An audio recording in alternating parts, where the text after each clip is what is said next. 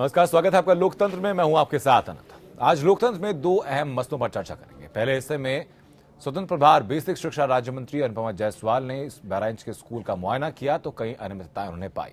मंत्री जी ने टीचर से कई बेसिक सवाल पूछे, लेकिन तस्वीरें कुछ मुफीद नजर नहीं आई।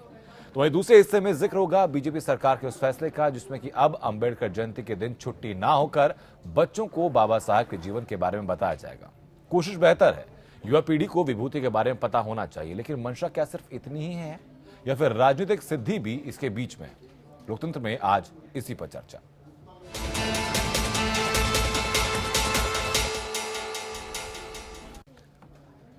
योगी सरकार के मंत्री इन दोनों एक्शन में हैं। स्वतंत्र प्रभार बेसिक शिक्षा राज्य मंत्री अनुपमा जायसवाल ने भी बहराइच के स्कूल का मुआयना किया तो कई अनियमितताएं उन्होंने वहां पर पाई। मंत्री जी ने टीचर से कई बेसिक सवाल पूछे।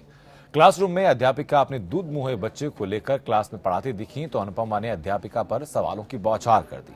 शिक्षिका ने भी अपनी समस्याओं के बारे में मंत्री जी को बताया, लेकिन मंत्री साहिबा ने कोई समाधान नहीं बताया। आखिर कामकाजी महिलाएं क्या करें, उनके बच्चे कहां जाएं, क्या है पूरा मामला, एक रिपोर्ट देखते हैं। जब से योगी सरकार बनी है तब से ताबड़तोड़ फैसले लिए जा रहे हैं। मंत्री लगातार औचक निरीक्षण कर रहे हैं। सुधार की लगातार कोशिश की जा रही है। ध्वस्त हो चुकी शिक्षा व्यवस्था को पटरी पर लाने के लिए सरकार लगातार कोशिश कर रही है। इसी कड़ी में योगी सरकार में स्वतंत्र प्रभार बेसिक शिक्षा राज्य मंत्री अनुपमा जायसवाल ने बहराइच के एक स्कूल का निरीक्षण किया तो कई अनियमितताएं पाई गयी। आइए सुनिए। यहाँ पे अपना बिस्तर डाल रखा है, आप पूरे टाइम बच्चे कैसे ऐसे कैसे होगा? आप लोगों को सैलरी, आपको सैलरी मिलती है, आप बच्चे के लिए व्यवस्था करिए। आपको इन बच्चों के लिए तो सैलरी मिल रही है। मैम अभी तक नहीं ला रहे थे, 8 महीने तक नहीं। हम अपने बच्चे देखेंगे कि हम बाकी लोग के बच्चों को देखेंगे? तो आपने सुना मंत्री साहिबा अध्यापिका को क्या समझा रही थी। मंत्री साहिबा जो कह रही हैं वो 100% सही है। अध्यापिका को स्कूल में खाट और पलना के साथ ठाट से नहीं रहना चाहिए, लेकिन अध्यापिका ने जो कारण बताया मंत्री जी को उस पर भी ध्यान देना चाहिए। सरकार को इस तरह की कामकाजी महिलाओं के लिए स्कूल में कोई क्रैच की व्यवस्था करनी चाहिए, लेकिन स्कूल में बच्चों को मिलने वाली सुविधाओं पर स्कूल के टीचर को ख्याल रखना ही होगा। डीहा प्राथमिक विद्यालय में हम लोगों ने निरीक्षण किया, बहुत तरह की अनियमितताएं देखने को मिली। आज बच्चों को फल मिलना चाहिए था और सबसे दुखद तो मुझे ये लगा कि जो अध्यापकों का काम है बच्चों को सच की राह पर ले जाना, वो बच्चे झूठ बोल रहे हैं टीचर के दबाव में या जैसे भी कि हमको फल मिला। और जब ठीक से उनसे पूछा गया, दूसरी कक्षा के बच्चों ने कहा कि हमको नहीं मिला। कुल मिलाकर फिर खुद जो इंचार्ज महोदय थे उन्होंने एक्सेप्ट किया कि आज फल नहीं मिला है, प्रधान जी को देना था और प्रधान जी ने नहीं दिया। सरकार की तरफ से स्कूलों में जो सुविधा मिलती है वो तो मिलनी ही चाहिए। मंत्री जी इस पर डांट लगा रही थी तो किसी को एतराज नहीं होना चाहिए, लेकिन सरकारी और प्राइवेट संस्थानों में काम करने वाली उन महिलाओं के बारे में भी सोचना चाहिए जो घर में अकेले रहती हैं। उनके छोटे बच्चे हैं, वो कहाँ जाएं? उनके बच्चे किसके साथ रहें? क्या सरकार को ऐसी महिलाओं के लिए कोई सुविधा नहीं देनी चाहिए? वहीम किदवई के साथ ब्यूरो रिपोर्ट, एपीएन। और जब इस बारे में बेसिक शिक्षा राज्य मंत्री से एपीएन ने पूछा तो सुनते हैं उनका क्या जवाब रहा। देखिए, मैंने ओवरऑल सारी चीज़ों को देखा था। गंदगी मुझे दिखाई पड़ी, उसके लिए मैंने उनको टोका। मिड डे मील में एक क्लास में बच्चों ने कहा केला मिला है, दूसरे क्लास में बच्चों ने कहा आज हमें कोई फल नहीं मिला है। इस तरह से दूसरी तीसरी क्लासेस में बच्चों ने कहा फल नहीं मिला है। जिस पहली क्लास में बच्चों ने कहा था केला मिला था, उस दिन जो प्रभारी अध्यापक उस दिन थे, क्योंकि प्रधान अध्यापिका छुट्टी पर थी, वो खड़े थे। तो मुझे ऐसा लगा कि कहीं ना कहीं बच्चों से को दबाव में झूठ बोला। और कुछ खास मेहमान हम तक जुड़ चुके हैं, हमको तारुफ आपसे कराते हैं। चर्चा लगातार शुरू करेंगे। हमारे साथ समाजवादी पार्टी से प्रवक्ता हैं चंद्रशेखर पांडे साहब, हरीश श्रीवास्तव हमारे साथ हैं, प्रवक्ता हैं उत्तर प्रदेश बीजेपी से, ओमकार सिंह हमारे साथ हैं, प्रदेश महासचिव उत्तर प्रदेश कांग्रेस, रविंद्र सिंह हमारे साथ हैं, वरिष्ठ पत्रकार, और अवधेश वर्मा हमारे साथ हैं दलित चिंतक। बहुत बहुत स्वागत आप सभी लोगों का।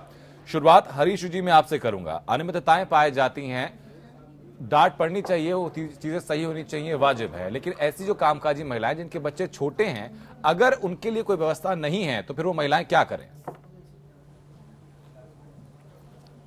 नहीं, देखिए, जहां तक महिलाओं की बात है, सरकार ने मातृत्व अवकाश की एक सुविधा दे रखा है जी, और उसके बियॉन्ड जो मातृत्व अवकाश है वो सभी जो महिला कर्मचारी हैं, वो चाहे अध्यापिका हों या बाकी सरकारी कर्मचारी, उन सबको मातृत्व अवकाश की सुविधा है। जी। और इसके बावजूद अगर कोई अध्यापिका बच्चों को लेकर के स्कूल आती है तो कहीं न कहीं उसको इन सब चीज़ों का ध्यान देना पड़ेगा कि उसकी जो दायित्व है अध्यापिका के रूप में उसका वो ईमानदारी से निर्वहन कैसे कर सकते। सर, अध्यापिका के रूप में दायित्व है उसका ईमानदारी से निर्वहन कैसे करे, सवाल वाजिब है, लेकिन माँ के तौर पर जो दायित्व है फिर उसका निर्वहन कैसे करे। मात्र अवकाश कितने लगता है? तकरीबन 2 साल का सर।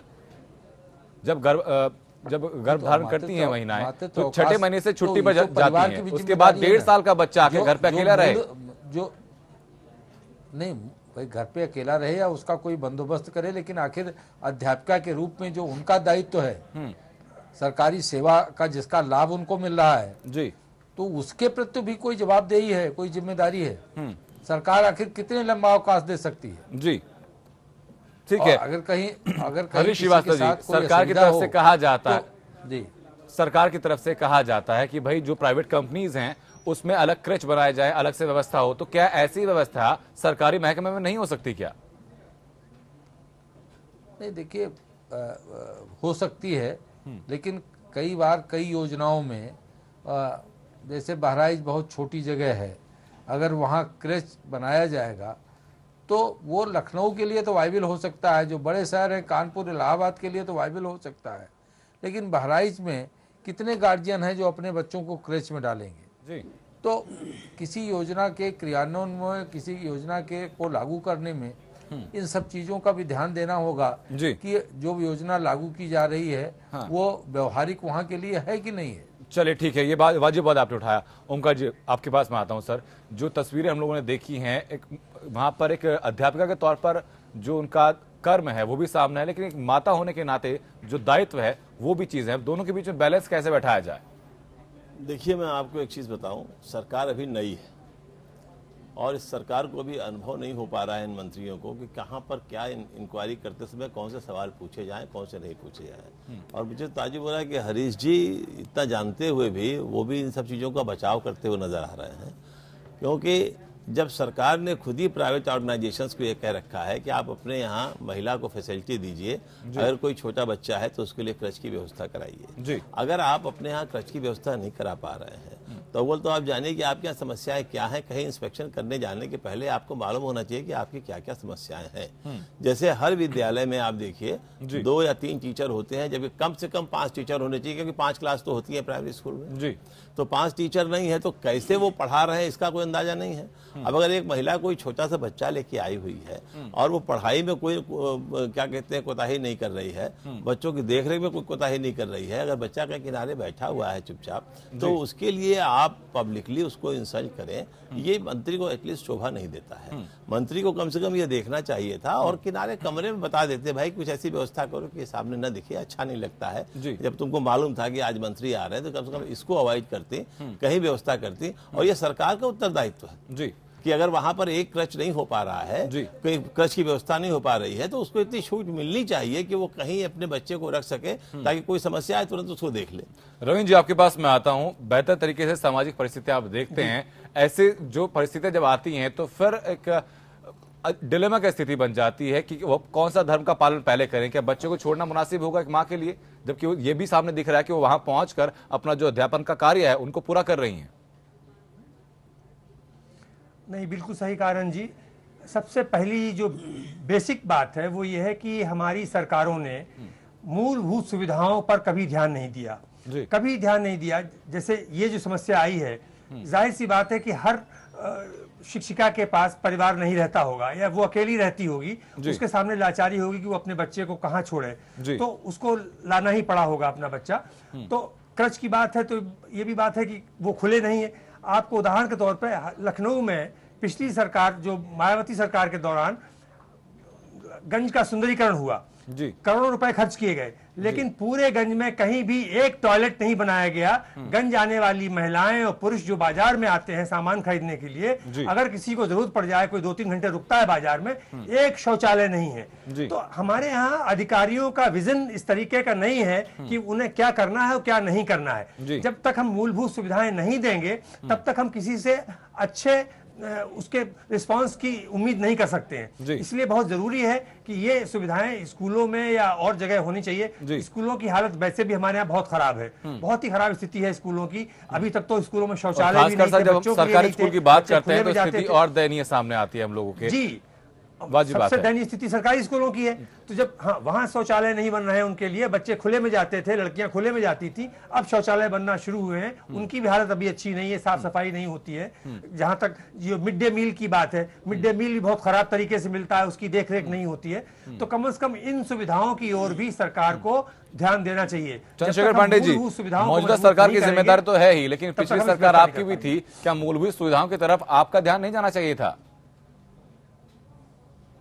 आनंद जी बिल्कुल सही कह रहे हैं आप, हमारा ध्यान जाना चाहिए था, जितना जाना चाहिए था। हो सकता है अगर कोई ये कहता है उसमें कमी रह गई तो वो मैं उसे खारिज नहीं करता हूं, और किया जा सकता है। लेकिन इतना मैं जरूर कहूंगा कि मूलभूत सुविधाओं के मामले में और विशेष तौर से बच्चों के पोषण के मामले में समाजवादी पार्टी ने बिल्कुल ऐतिहासिक कार्य किया था। आपको देखिए, अभी मैं आपके ही टीवी पे देख रहा था, माननीय मंत्री जी ने जिस तरीके से बताया कि केला मिला था। ठीक, आप ये कह सकते हैं कि सिर्फ केला मिला था, पर यह भी कहना पड़ेगा कि फल केला मिला था, ये वो स्वयं अपने निरीक्षण में सरकार जाने के बावजूद भी वो देख रही हैं। तो कुछ चीजों पे जैसे बस्ते हैं, जैसे उनके जो बर्तन हैं, बर्तन की बहुत प्रॉब्लम होती थी, गंदे हुआ करते थे, बैग्स की, उनके लिए स्पेशली जो हम लोगों ने फूड्स की व्यवस्था की थी। हो सकता है कि वहां पे केवल केला मिला हो, लेकिन अमूमन तौर पे ये सच्चाई हम लोग तरफ से बहुत जबरदस्त मॉनिटरिंग की जाती थी कि कम से कम 3 तरह के फ्रूट्स जरूर मिले। ये हम लोग बड़ा रूटीन में उनसे टेलीफोन ठीक है चंद्रशेखर पांडे जी, आप ये बात कह रहे हैं, सरकार का महिमामंडन आप कर रहे हैं,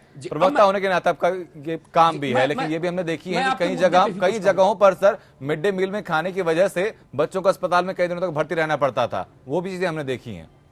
मैंने आनंद जी बिल्कुल आपने सही कहा, ये मैं एक्सेप्ट करता हूं। मैंने पहले ही कहा कि यदि यह कहा जाता है संपूर्णता ना उस वक्त थी ना, और आज की डेट में भी बहुत कुछ किया जाना बाकी है। और स्वास्थ्य एक ऐसा चीज है, स्वास्थ्य शिक्षा इन दोनों पे बहुत कुछ किया जाना बाकी है, वह भी एक अनंत प्रक्रिया है। ठीक है हरीश श्रीवास्तव जी, आपके पास वापस आऊंगा। क्या अब इस यहाँ पर रिफॉर्म की जरूरत नहीं है कि आप प्राइवेट कंपनीज के लिए तरह तरह की बाउंडेशन लगा दी जाती हैं, नियम कायदे बना दिए जाते हैं, वैसे नियम कायदे अब सरकारी दफ्तरों में भी शुरू हों? क्योंकि हर एक सिर्फ स्कूल की बात नहीं, हर जो सरकारी दफ्तर है, महिलाएं वहां पर काम करती हैं अगर, तो उन सबके सामने समस्या आ सकती है।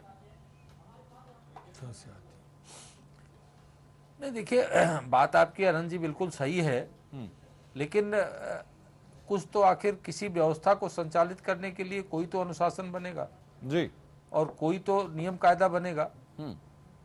तो ये चाहे वो नियोक्ता हो, चाहे वो सरकारी नियोक्ता हो या प्राइवेट नियोक्ता हो, और जो कर्मचारी हो, चाहे वो प्राइवेट में हो चाहे सरकारी में हो जी, वो उनको अपने दायित्व के साथ, देखिए ये सभी परिवारों के साथ कहीं न कहीं कुछ जो भी लोग, जो महिलाएं सरकारी सेवा में या प्राइवेट सेवा में करती हैं जी काम, उससे कहीं न कहीं तो उनकी जो घर का दायित्व है, परिवार का दायित्व है, वो कहीं न कहीं उसके साथ उनको कठिनाई उठानी पड़ती है कि घर के काम को भी देखने पड़ते हैं, बच्चों के पालन पोषण का भी देखना पड़ता है, और नौकरी को भी की सेवा का भी कार्य भी देखना पड़ता है।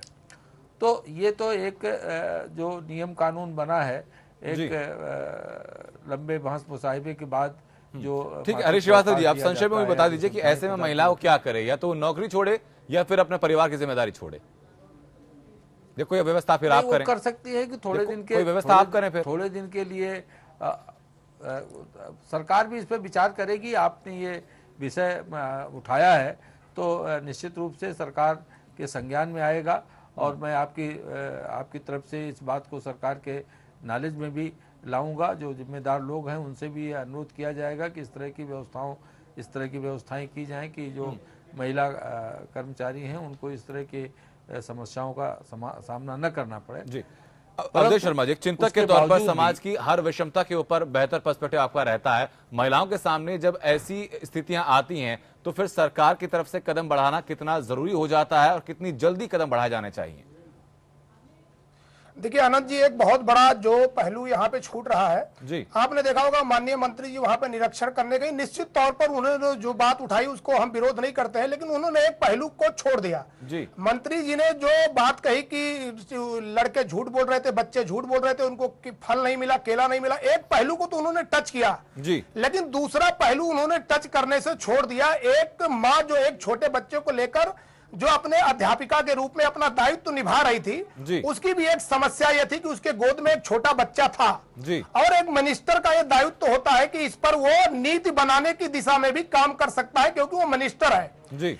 जब उन्होंने ये बयान दिया कि बच्चे झूठ बोलना सीख रहे थे, फल नहीं पा रहे थे, दूसरी तरफ उनको यह भी बात रखना चाहिए था कि जो बच्चे की प्रॉब्लम है, जो इस तरीके की हमारी लेडीज है जिनके गोद में छोटा बच्चा है, उनके लिए भी सरकार अब ये कदम उठाने जा रही, क्योंकि उनको ये समस्या के रूप में उनको सामने दिखा जी। लेकिन मंत्री जी ने उस पहलू को एकदम नजरअंदाज कर दिया। जो एक कार्मिक कह लीजिए, एक अध्यापिका कह लीजिए, जो उसका पारिवारिक दायित्व है, क्योंकि उसको पारिवारिक दायित्व भी अगर वो नहीं निभाती और वो भी एक बच्चा है जो उसके गोद में है, उसका भी दायित्व निभाने का उसका कर्तव्य है और वो कर्तव्य निभाने की वजह से ही शायद उसकी कोई प्रॉब्लम रही होगी जो अपने बच्चों को लेकर आई थी। लेकिन मंत्री महोदय ने उस पहलू की तरफ ध्यान नहीं दिया। वो ये भी कह सकती थी कि आज मैंने ये समस्या देखी है और ये समस्या पूरे प्रदेश में होगी, सभी स्कूलों में समस्या आएगी और जल्द ही हम माननीय मुख्यमंत्री के सामने इस मुद्दे को रखेंगे और इस पर एक नीति निर्धारण होगा कि जो भी इस तरह की महिलाएं हैं जिनके सामने प्रॉब्लम आ रही है, आने वाले समय में उसका निस्तारण होगा। एक बात मैं और आपको बताना चाहूंगा आनंद जी, जो लोग कह रहे हैं कि आज की डेट में मातृत्व अवकाश है, मैं आपको बता देना चाहता हूं कि अध्यापकों की इतनी कमी है कि अगर वो मातृत्व अवकाश लेने के लिए वो करते हैं तो उनको अवकाश उतना जितना टाइम के लिए निर्धारित नहीं मिलता। उनसे कहा जाता है कि कोई पढ़ाने वाला नहीं है, आपको 2 दिन का अवकाश मिल गया, आप आइए, बच्चे बड़े हो गए।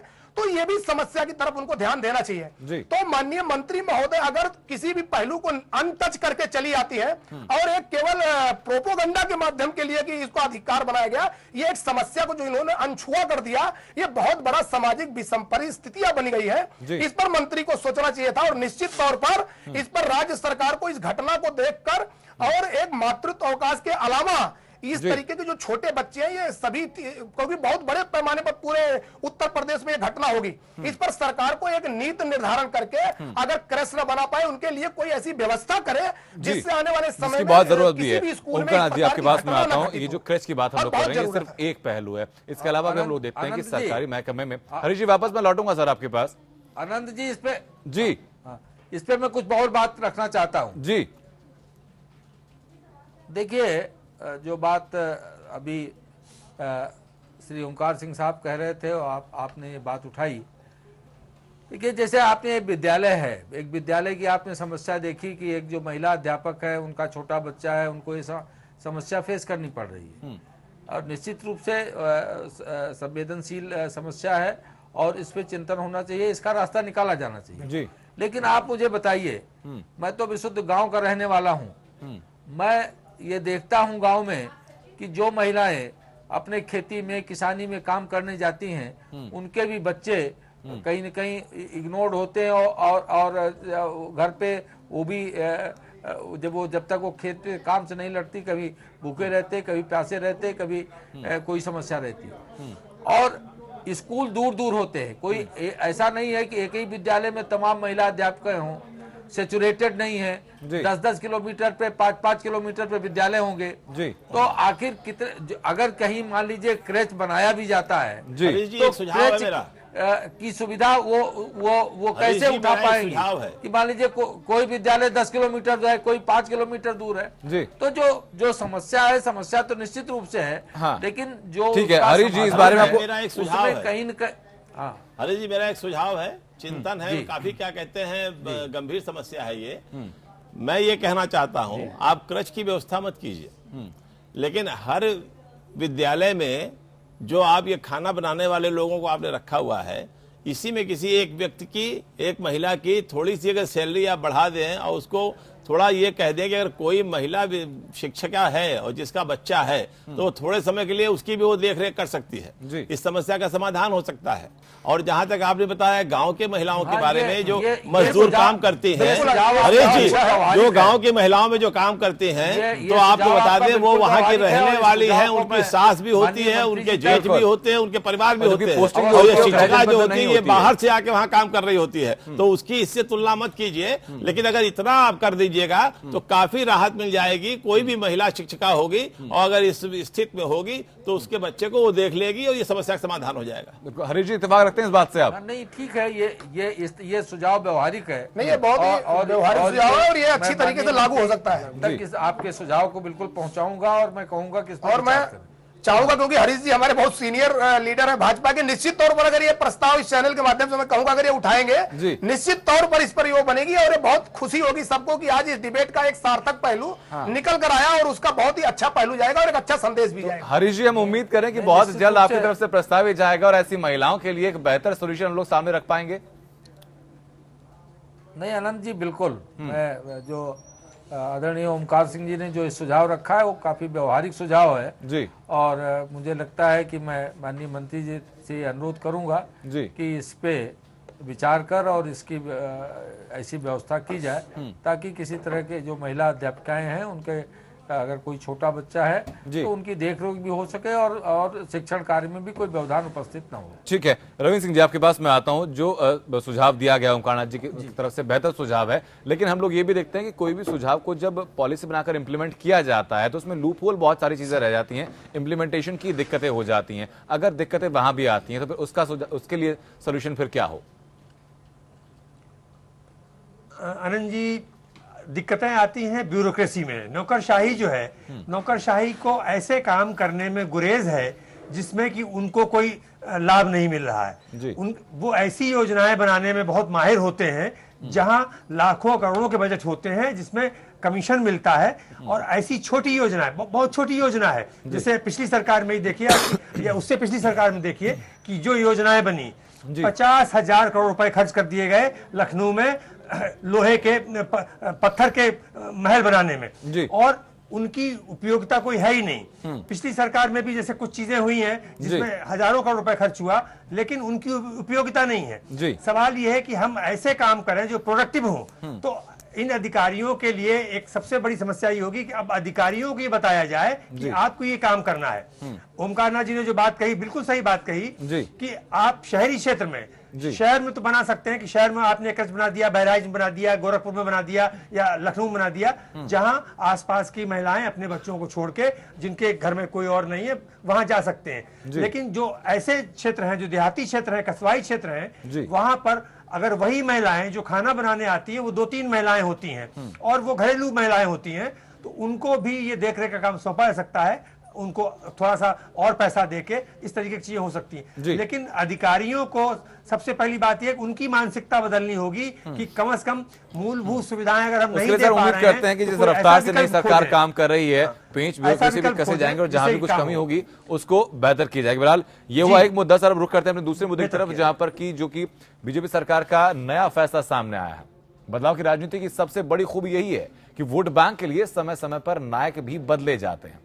राजनीतिक दल अपनी सुविधा के हिसाब से देश के नायकों पर अपनी दावेदारी जताते आए हैं और भारतीय जनगणना 2011 के मुताबिक देश की जनसंख्या में तकरीबन 16.5% आबादी दलितों की है। ऐसे में भीमराव अंबेडकर सभी राजनीतिक दलों की जरूरत बन गए हैं। ऐसे में अंबेडकर दलित राजनीति के जनक माने जाते हैं। वैसे अपने जीवन काल के दौरान राजनीति में अंबेडकर कांग्रेस के सामने कभी नहीं चल पाए, लेकिन एक समय के बाद जब कांग्रेस से दलितों का मोह भंग हुआ तब से उनके अनुयायियों ने उनके नाम पर बड़ी राजनीतिक सफलता हासिल की है। वो वैचारिक रूप से बहुत ही ज्यादा सफल रहे और आज देश के सबसे बड़े हिस्से के मसीह के रूप में सामने। अब वोट बैंक के इर्द गिर्द घूमने वाली चुनावी राजनीति ने धीरे धीरे अंबेडकर को एक प्रतीक बना दिया, जिसका समय समय पर दावा सभी पॉलिटिकल पार्टीज करती हैं।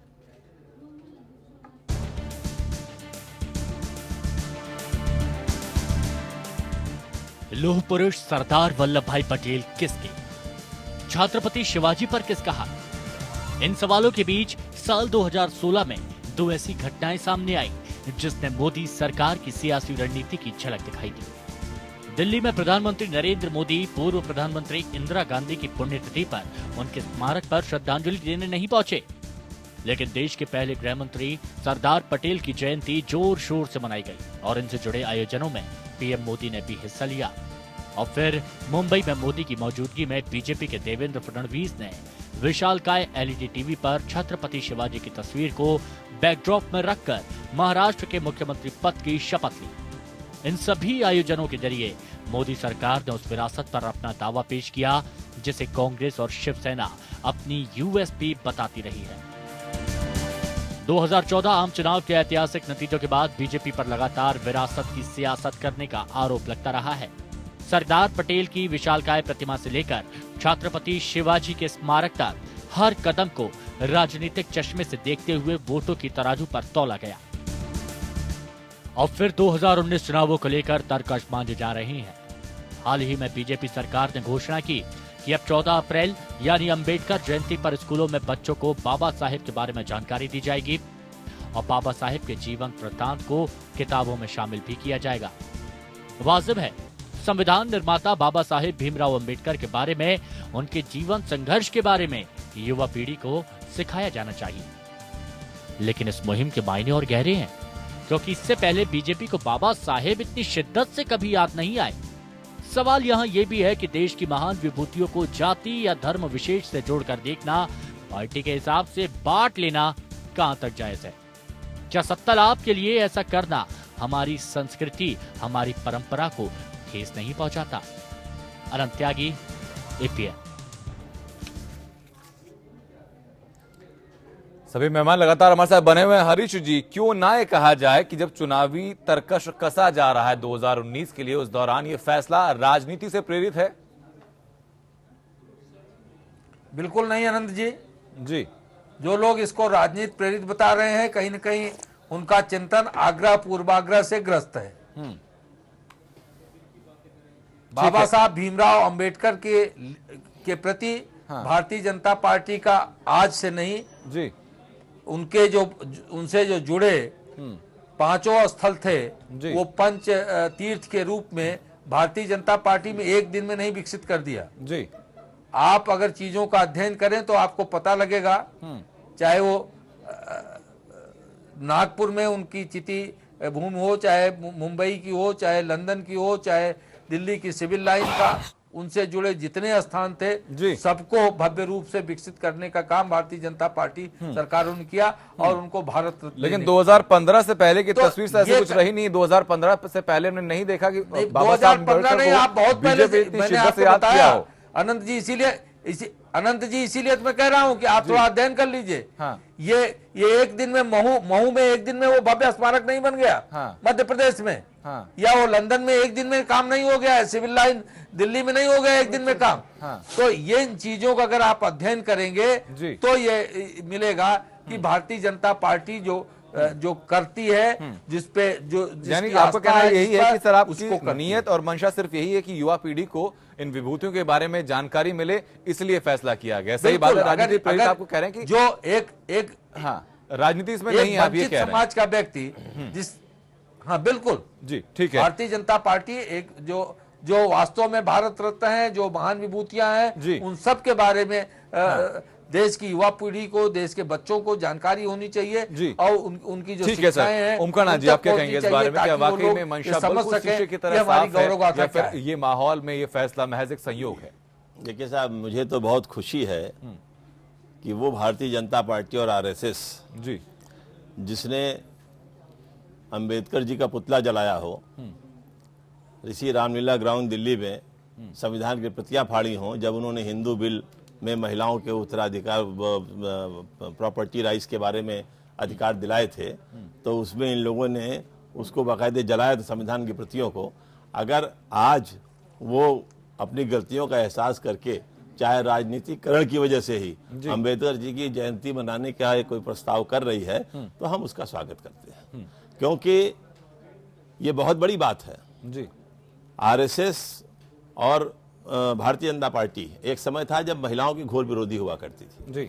और हमें याद है और हमने चिट्ठी में पढ़ा भी है कि जब इंदिरा जी प्राइम मिनिस्टर हुई तो गोलवलकर साहब ने 5 जन में लिखा था कि आज का दिन बहुत ही काला दिन है इतिहास में कि एक महिला जो है वो इस देश की प्रधानमंत्री हुई, और महिला ही नहीं, एक महिला विधवा इस देश की प्रधानमंत्री हुई है। 5 जन में लिखा हुआ और कहीं और दूसरी किसी उसमें नहीं लिखा हुआ है जी। तो जिसकी ये सोच थी, आज अगर सोच में परिवर्तन हो रहा है तो ये स्वागत योग्य बात है। और राजनीतिकरण की क्या बात है, हम कहते हैं इन्होंने पटेल साहब का की प्रतिमा बनाई तो अच्छी बात है, बनाए, कम से कम कुछ को तो याद कर रहे हैं। मत नेहरू जी को याद करें, मत नेहरू जी के योगदान को याद करें, मत इंदिरा जी के योगदान को याद करें, मत राजीव जी के योगदान को याद करें, लेकिन बाकी याद कर रहे हैं तो अच्छी बात है, हम स्वागत करते हैं। ठीक है, अवधेश वर्मा जी, राजनीति के बीच में जो दलित हैं उनकी भलाई कितनी पिस जाती है, इस कदम को आप कैसे देखते हैं जो अब सरकार की तरफ से लिया गया है?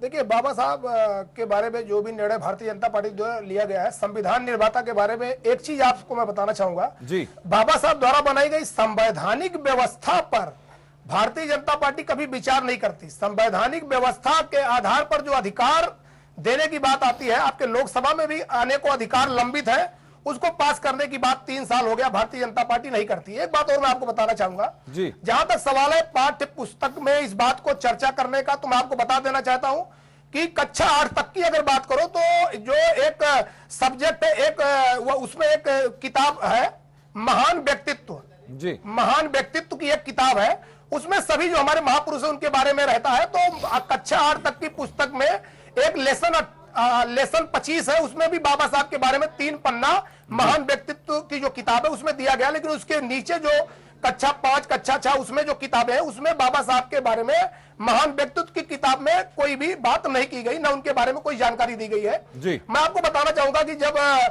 कठेरिया साहब मंत्री थे, मानव संसाधन विकास राज्य मंत्री थे, तो ये मुद्दा उनके जमाने में उठा कि बाबा साहब को पाठ्य पुस्तक में निचले स्तर पर भी जोड़ा जाए, और ये मुद्दा उठा ही था कि इसके बाद कुछ ऐसा बवाल हुआ कि उनको अपनी कुर्सी भी गंवानी पड़ी। तो मैं भारतीय जनता पार्टी के अपने साथियों, ये जो बाबा साहब के बारे में जयंती मनाने की बात हो रही, बहुत अच्छा स्वागत योग्य है, मैं कहीं भी उसका विरोध नहीं कर रहा हूं और बहुत अच्छा कदम है। लेकिन मैं उनसे ये भी कहना चाहूंगा कि बाबा साहब द्वारा बनाई गई संवैधानिक व्यवस्था जो है, जो लोकसभा में लंबित है, रिजर्वेशन इन प्रमोशन और भी कई कानून है, अभी मैं आपको बताना चाहूंगा कि बाबा साहब द्वारा बनाई गई संवैधानिक व्यवस्था अगर कठोर रूप से लागू की गई होती, मैं बलरामपुर की घटना बताना चाहूंगा। एक दलित छात्र जो IAS क्वालिफाई कर गया, उसका इंटरव्यू था 11 तारीख को, और वो इंटरव्यू देने न पहुंचने पाए, उसको लोगों ने मारा पीटा कि वो न जाने पाए। खैर, हम बहुत कारण ऐसा रहा, लेकिन फिर भी वो इंटरव्यू किसी तरह देने पहुंच गया। तो इसी तरीका रोहित वेमुला का हुआ था, तो हम लोगों ने कहा रोहित एक्ट बनाओ। तो बाबा साहब द्वारा बनाई गई संवैधानिक व्यवस्था के तहत कानूनी अधिकार, कठोर कानून बनाकर इनके द्वारा जो भी व्यवस्था, जो दबे कुचले लोग हैं उनको अधिकार देने की बात होना चाहिए। केवल एक दिन पाठ्य पुस्तक पर चर्चा करने से काम नहीं चलेगा, उसको आप जितने पाठ्य पुस्तक में लेसन में शामिल करो, वो रोज पढ़ने का वो है। खाली बाबा साहब ही नहीं है कि मैं बात कर रहा हूँ, जितने भी हमारे महान पुरुष हैं जो छूट गए हैं जो देश के, सबके बारे में लेसन में शामिल कर लो। महान व्यक्तित्व में कोई राजनीतिक वो ना हो कि अगर भारतीय जनता पार्टी की बात आई तो उसमें इनको शामिल किया जा रहा है, समाजवादी पार्टी, BSP की आई। अवधेश जी, वापस मैं लौटूंगा आपके पास, सर मैं वापस लौटूंगा। चंद्रशेखर पांडे जी, आपके पास में आता हूं। इस फैसले को किस निगाह से समाजवादी पार्टी देखती है? एक निष्पक्ष फैसला है या आपको लगता है कि राजनीति प्रेरित है? नहीं, मेरे समझ से बिल्कुल स्पष्ट रूप से इसमें कहीं न कहीं ये स्वागत योग्य परंतु राजनीति से प्रेरित है। उसके पीछे मैं आपको बता दूं कि यदि आपकी मंशा ठीक होती तो माननीय अंबेडकर साहब को, हमारे जो श्रद्धेय हैं, उनको सिर्फ इस निगाह से देखना कि वो संविधान निर्माता है, ये उनके साथ अन्याय हो जाएगा, क्योंकि वो बहुत बड़े विचारक है और उन्होंने एक मांग किया था कि समाज में जब तक कि वैचारिक परिवर्तन नहीं होगा तब तक ये समस्या खत्म नहीं होगी। मैं आपको स्पष्ट करना चाहूंगा कि गांव में आज 70 साल बाद भी आप चले जाइए, क्योंकि मेरे पिताजी कम्युनिस्ट पार्टी से जुड़े रहे, इसलिए और बारीकी से मैंने देखा है कि आज की डेट में भी दलित को सिर्फ आर्थिक रूप से नहीं देखा जाता है, चाहे वो जितने बड़े पद का हो। मेरे गांव के एक इंस्पेक्टर हैं जो दलित हैं, पर उनकी इतनी हिम्मत नहीं है कि जब वो गांव में जाते हैं तो वो बेचारे एक गांव का जो प्रोटोकॉल है उसके तहत बड़ी मुश्किल से चारपाई पे बैठते हैं। और एक लफंगा भी बिल्कुल, अगर हमारा कोई जो रिलेटिव है, मेरे भाई हैं या कुछ भी, उनके यहाँ पे भी, तो वो कम से कम उस चारपाई पे आगे की ओर, सिर की ओर बैठेगा और बड़ा संकोच करके उन्हें बैठना पड़ता है। तो ये एक सच है बिल्कुल, जिसको आप डिनाई नहीं कर सकते हैं, तो इसलिए वैचारिक लड़ाई की जरूरत है। हम एक दिन अंबेडकर साहब को खूब गाथा गा ले, उनके लिए घंटियां बजा ले, उनका जपमाला कर ले, 108 बार उनकी माला भी पढ़ ले, तो उसका कोई मतलब नहीं है। वास्तविक में जो उन्होंने एक वैचारिक आंदोलन की बात किया था, उसके लिए गांव में जाने का जरूरत है। और मैं एक चीज और कहना चाहूंगा कि कोई भी दल हो, कहीं ना कहीं हम सबको यह स्वीकार करना पड़ेगा कि हमारी यह असफलता है।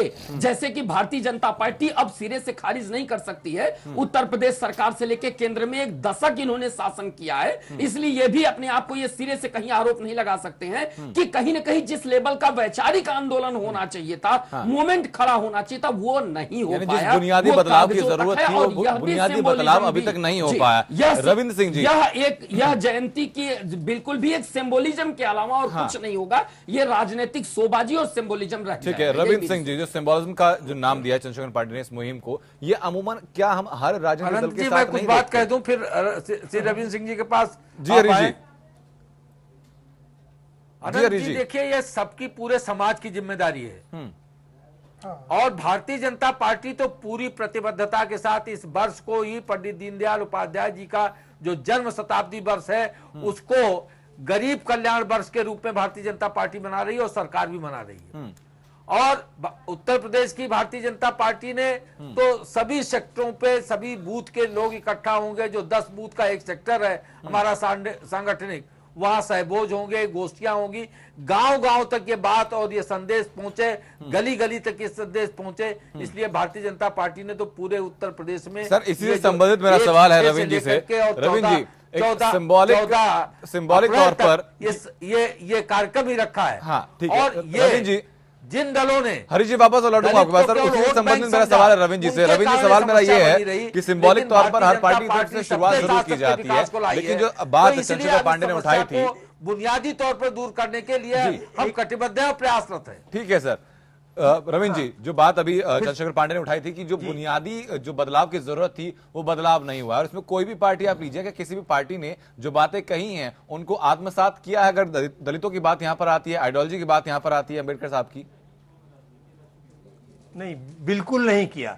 समस्या यह है कि उनकी इन महापुरुषों की विचारधारा को किसी भी दल ने आत्मसात नहीं किया और उसको जमीन पर उतारने की कोशिश नहीं की जी। चाहे वो आप समझ लीजिए अम्बेडकर जी हो, चाहे शिवाजी हो, चाहे पटेल जी हो, चाहे लोहिया जी हो।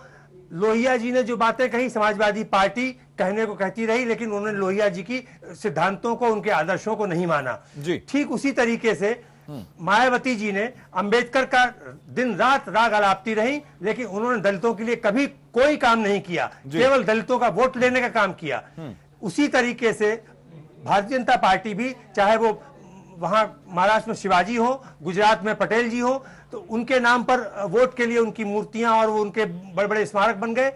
सवाल यह है कि इन लोगों की जो और उनकी विचारधारा है, उस विचारधारा को जमीन पर उतारने काम नहीं किया, केवल वोट बैंक के लिए।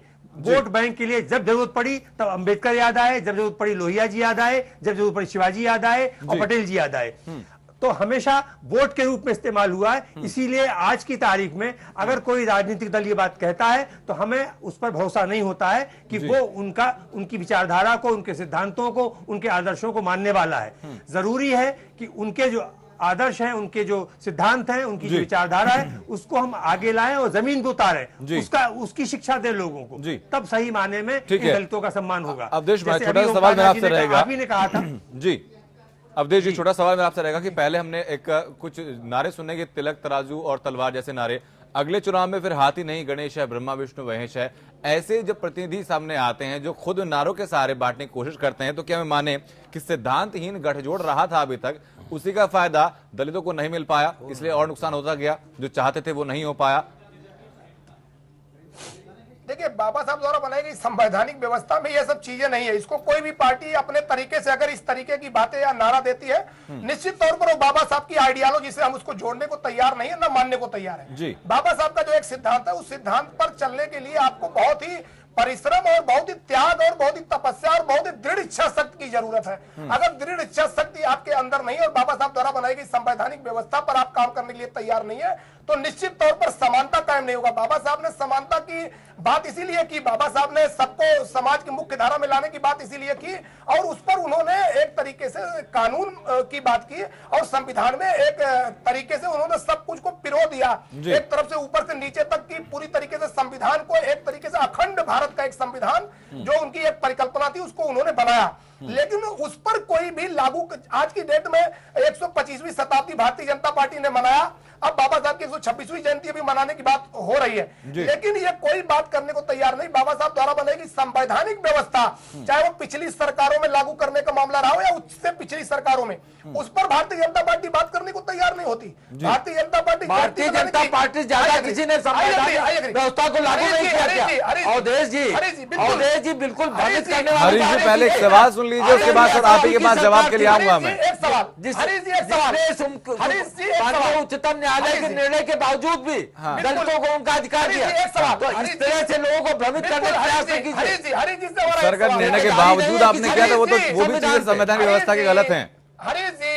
हरीश जी वापस लौटूंगा आपके पास। सीनियर लीडर, मैं इनसे एक सवाल करना चाहता हूँ। हरीश जी एक बहुत सीनियर लीडर, मैं इनका सम्मान करता हूँ, इनसे मेरा एक सवाल है। कांग्रेस की पार्टी में राज्यसभा से रिजर्वेशन इन प्रमोशन बिल पारित हुआ, 3 साल से लोकसभा में लंबित है। बाबा साहब द्वारा बनाई गई संवैधानिक व्यवस्था के तहत उस पर कोई बात करने को क्यों नहीं तैयार? मैं हरीश जी का सम्मान करता हूं। सब बात करते हैं, सब बात करते हैं। वो बिल पास एक बात से होगा, ये बता दो कब पास होगा। एक बात से कोई संविधान की व्यवस्था नहीं।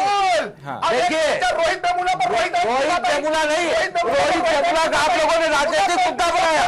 रोहित वेमुला का आप लोगों ने ठीक है, अवधेश जी, हरीश जी, एक एक करके हम बात करते हैं। अवधेश जी सवाल आपका हो गया, हरीश जी को जवाब देने दीजिए पहले आप। कुछ लोगों ने राजनीतिक षड्यंत्र का एक मुद्दा बनाया। रोहित वेमुला जैसे बहुत सारे बच्चों के साथ अन्याय हुआ, उन सब बच्चों के साथ न्याय होना चाहिए। रोहित वेमुला जैसी बहुत घटना हुई, मैं कहाँ कह रहा हूँ कि आप न्याय न करो।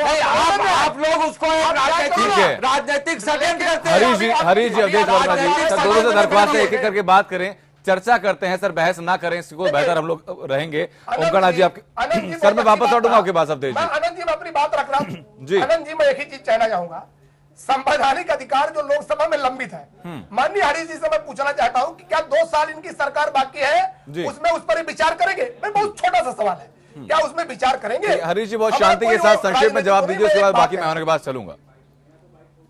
आनंद जी, भारतीय जनता पार्टी की आदरणीय मोदी जी की नेतृत्व की सरकार जी सबके साथ सबके विकास को समर्पित है और गरीबों के और किसानों के, युवाओं के, सबके हितों, महिलाओं के सबके हितों के लिए पूरी प्रतिबद्ध है और पूरी तरह समर्पित है उनके लिए जी।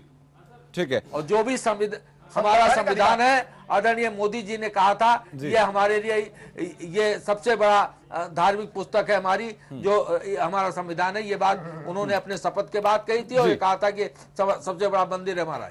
ठीक है, रविंद्र जी आपके पास मैं आता हूं कि जब से 84 के बाद जब मुख्यतः दलित जो राजनीति को जो बल मिला था, उसके बाद से हर एक पॉलिटिकल पार्टी अपने आप को दलितों का मसीहा बताकर, उनका हितैषी बनाकर आगे आती रही। लेकिन इस राजनीति के बीच में सिर्फ कुछ दलित लोगों के चेहरे, उनको आर्थिक तौर पर, राजनीतिक तौर पर उनको बढ़ावा मिला है। ये जो आम दलित है उसका भी कुछ भला हुआ है।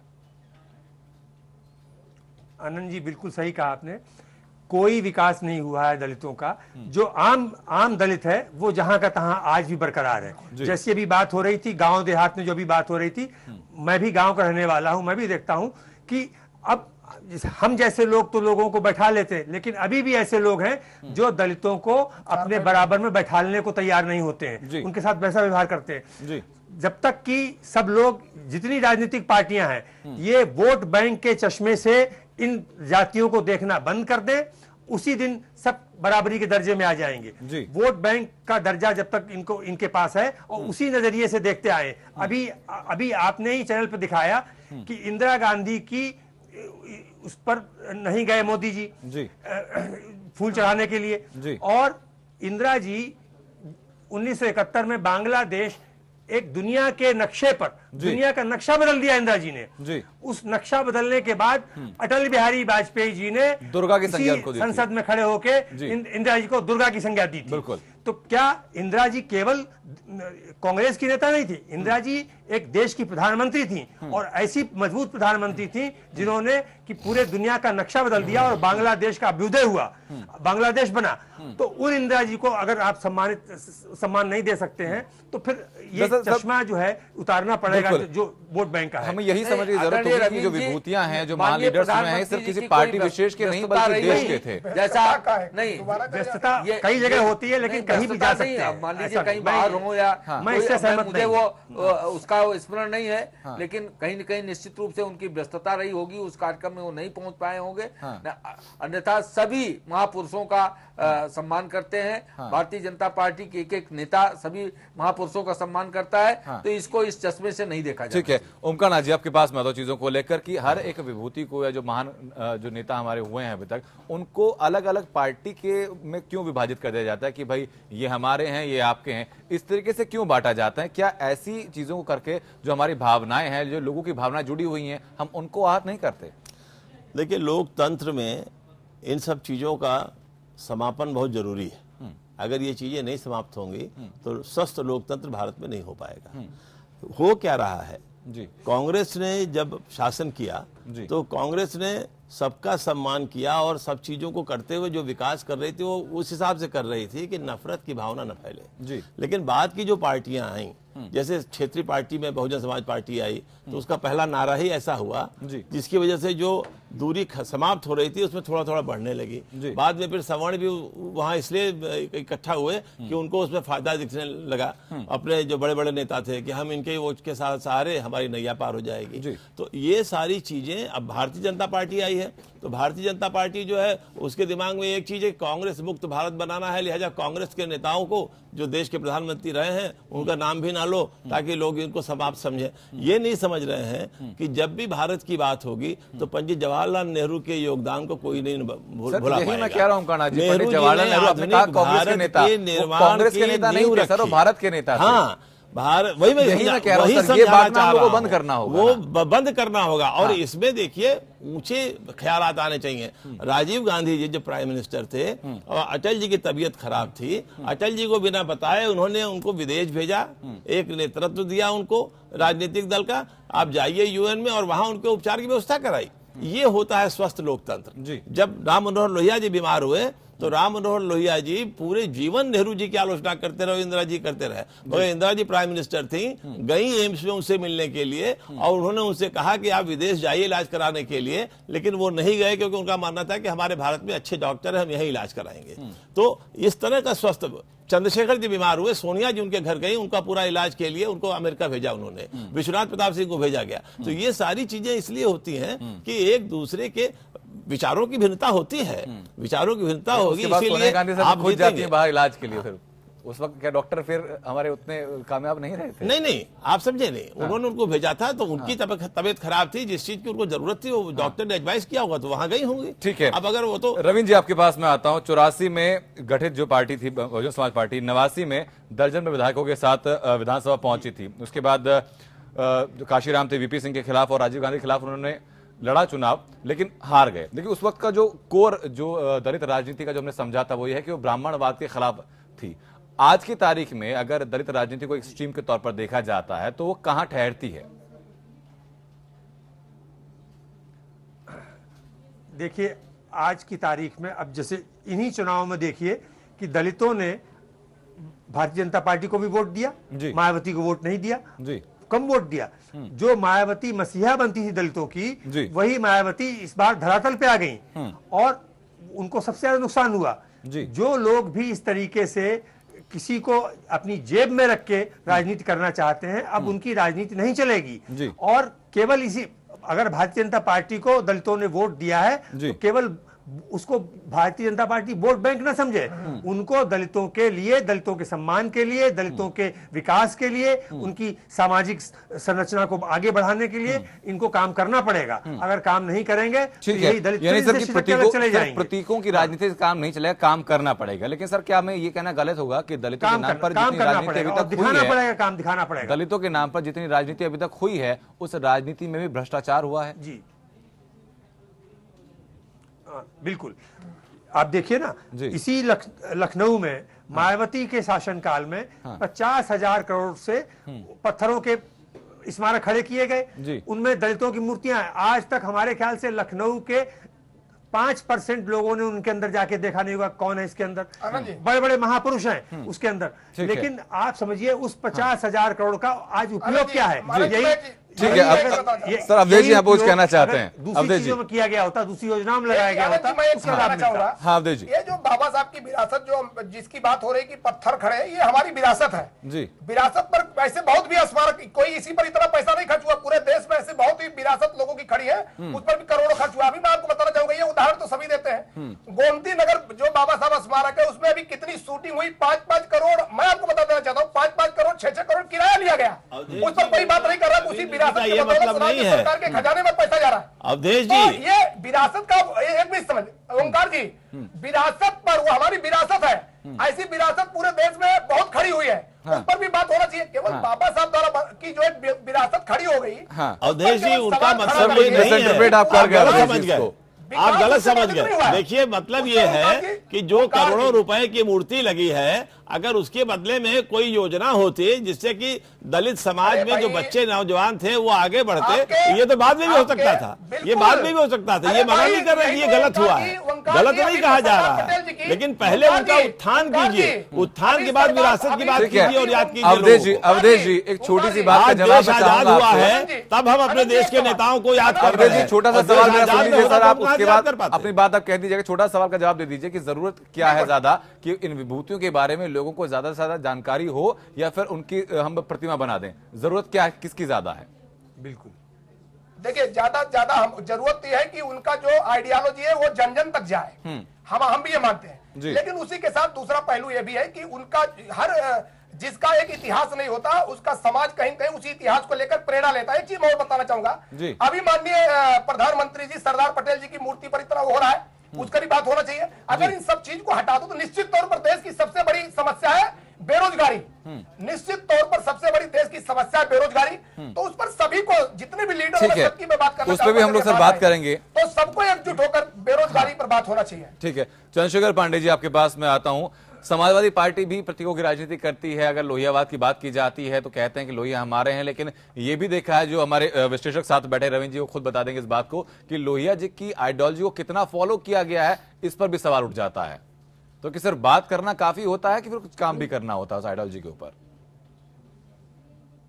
आनंद जी बिल्कुल आपने सही कहा, ये कोई भी व्यक्ति किसी भी आइडियोलॉजी हो सकता है। लोहिया जी की आइडियोलॉजी को हम 99% माने हों कि 90 माने हैं कि 70 माने हैं, इस पे कोई अंगुली उठा सकता है, ऐसा कहना कोई गलत भी नहीं होता है। हमारा भी आरोप है कि कांग्रेस पार्टी से, अरे कांग्रेस मैंने बोल दिया, बहुजन समाज पार्टी से लेकर भारतीय जनता पार्टी कितना किसकी आइडियोलॉजी मानती है, इस पे हम अंगुली उठाएंगे। महत्वपूर्ण इससे भी बड़ा एक दूसरा पहलू है कि क्या हम उसके आगे बढ़ करके सिंबोलिज्म के नाम पे जनता का बहुत बड़ा रकम खर्च कर तो नहीं दे रहे हैं? क्या जो सरदार पटेल जी का इतनी बड़ी प्रतिमा बनाने के पीछे क्या हम सिंबोलिज्म के सिवाय और कोई उसका दूसरा पहलू नहीं हो सकता है? और उसके नाम पे हम लाखों कई हजार करोड़ खर्च कर दे रहे हैं, कई 100 से लेकर के 1000 करोड़ तक हम उसके एडवर्टीजमेंट के नाम पे खर्च कर रहे हैं। हम लोहा मांगने के लिए सरकारी पैसे बर्बाद कर रहे हैं। क्या इस बात को सही माने कि इस बार बाबा साहब अम्बेडकर की मूर्ति बनाने के बजाय पाठ्यक्रम में उनके जीवन वृत्तांत को शामिल किया जा रहा ताकि लोग समझें, खर्च भी कम है और इम्पैक्ट ज्यादा पड़ेगा उस पर? तो सही मानते हैं इस कदम को? बिल्कुल है, निष्पक्ष रूप से पर्टिकुलर इस कदम की तो स्वागत की जानी चाहिए, परंतु सवाल इस चीज का है कि मंशा क्या है। देखिए, जो अभी मैंने कहा कि ये सिंबोलिज्म की राजनीति की ये जो बहुत बढ़ चढ़ करके करने की नई प्रथा भारतीय जनता पार्टी पैदा कर दी है, ये थोड़ा सा ये गलत संकेत करती है, क्योंकि कहीं ना कहीं आप सरदार पटेल की मूर्ति बनाएंगे, कहीं कोई मूर्ति बनेगी। और मैं एक बात, अपने जो अवधेश जी बहुत अच्छे विचारक हैं, चिंतक हैं, पर मैं उनको बता दूं कि 2 करोड़ की एक जो हाथी होती है उसमें लगभग 200 से ऊपर 2 BHK के गांव में जो लोहिया आवास के बन जाते हैं, ये सच है। इसमें कोई ये चर्चा का अलग मुद्दा रहेगा। ठीक है चंद्रशेखर जी, ओंकार जी, बहुत संक्षेप में जानना चाहूंगा। हमारी जरूरतें बहुत कदम बेहतर है, लेकिन मंशा क्या नजर आती है? बहुत संक्षेप में इस स्तर पे ना किया जाए। मैं जो चंद्रशेखर त्रिपाठी जी ने कहा, मैं उस पर एक सेंटेंस कहना चाहता हूं, जो पटेल साहब की मूर्ति के बारे में कह रहे हैं। देखिए, जो आदमी जैसा होता है उसके इतिहास को बदलना नहीं चाहिए। जब पटेल साहब लास्ट में बीमार थे और शिमला में आराम कर रहे थे, उनका अंतिम समय आ गया था, तो उनके एक मित्र गए थे, मैं उनका नाम भूल रहा हूँ, मैंने उनकी ऑटोबायोग्राफी में पढ़ा है। उनके मित्र गए थे और वहां पर जाके बोले, उनकी लड़की जो थी, हमेशा पटेल जी जब खादी पहनना शुरू किए तो हाथ का बिना हुआ जो उनकी लड़की बिनती थी उसी का धोती वो पहनते थे, और जब वो धोती पुरानी हो जाती थी तो उनकी लड़की उसको साड़ी में इस्तेमाल करती थी। तो उन्होंने मजाक किया उनकी लड़की से कि डिप्टी प्राइम मिनिस्टर की लड़की इतनी पुरानी साड़ी पहने है। तो उन्होंने कहा ये डिप्टी प्राइम मिनिस्टर की बात नहीं है, उसका पिता बहुत गरीब है और इस हिसाब से वो रह रही है। तो उन व्यक्ति की जो चीजें हैं उसको उसी रूप में दिखाया जाना चाहिए, बहुत बृहत नहीं करना चाहिए। और इन सब चीजों में अगर सब लोग मिलकर एक दूसरे नेताओं को याद करते हैं तो ये अच्छी बात है। बिल्कुल सर, वक्त यहाँ पर इजाजत नहीं देता। बहरहाल बहुत बहुत शुक्रिया आप सभी लोगों का चर्चा में शामिल होने के लिए, चर्चा को बेहतर बनाने के लिए। तो ये बात हमको समझनी होगी कि जो विभूतियां हैं उनकी बात हम कितनी भी करें, लेकिन उनकी जो आइडियोलॉजी है, उनकी जो सोच है, उनके जो विचार हैं, उनको भी अगर आत्मसात करके हम लोग आगे चलेंगे तो शायद एक बेहतर समाज की और एक बेहतर राजनीति की संरचना हम लोग कर पाएंगे। लोग तुम्हें फिलहाल सिर्फ इतना ही।